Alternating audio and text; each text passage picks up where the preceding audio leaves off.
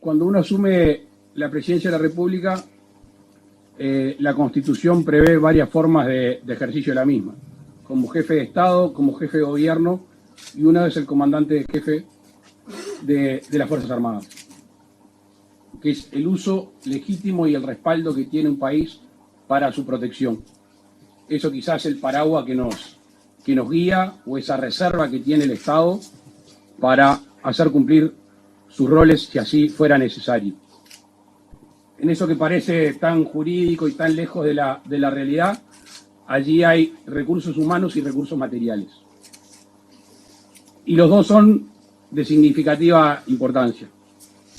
Un militar bien entrenado y bien dispuesto, si no tiene los recursos materiales, el armamento, el equipamiento, seguramente no pueda cumplir la función.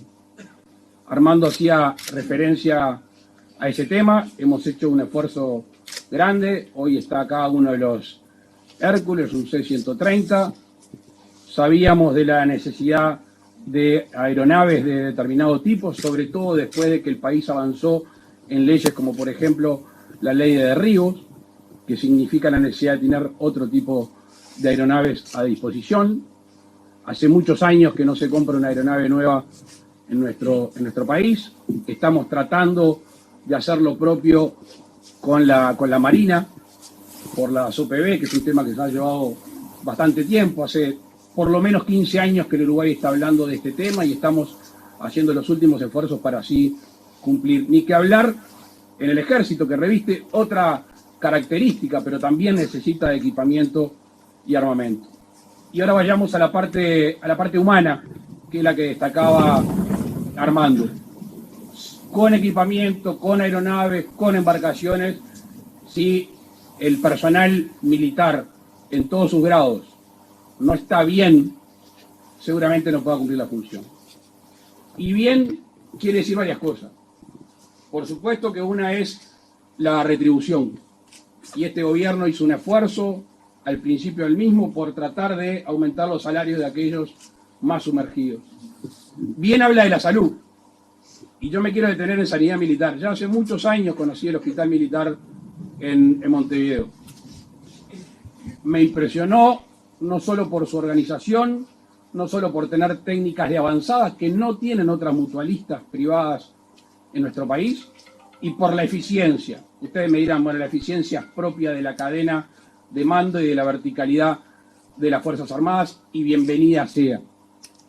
Pero también, como diputado de Canelones durante muchos años, recuerdo ir a San Ramón, recuerdo ir a Toledo, y uno dice, bueno, pero eso es cerquita de Montevideo. Es cerquita de Montevideo, pero un ómnibus es 1 hora y media. Y mucha gente del interior, ni que hablar del norte del Río Negro, o tenía suerte de tener un convenio con la mutualista, tenía suerte de tenerlo, o tenía que hacer esa peregrinación al sur, que no solo es el paciente y su familia, o es el paciente alejado de su familia. Y todos sabemos lo importante que es tener a un familiar cerca cuando uno tiene que utilizar o necesita servicios de salud. El factor anímico es fundamental y la compañía en eso ayuda mucho.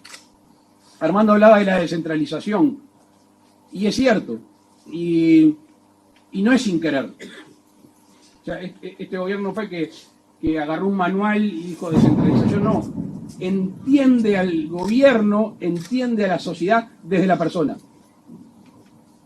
Yo me venía acordando recién cuando Armando hablaba, en el 2019, creo que fue el 5 de febrero del 2019, arrancamos nuestra campaña electoral. A las 9:30 de la mañana en Andresito. Después fuimos a La Casilla. Después fuimos a Ismael Cortina. Y después así lo hicimos en Durazno y en todos los departamentos, a los lugares más alejados.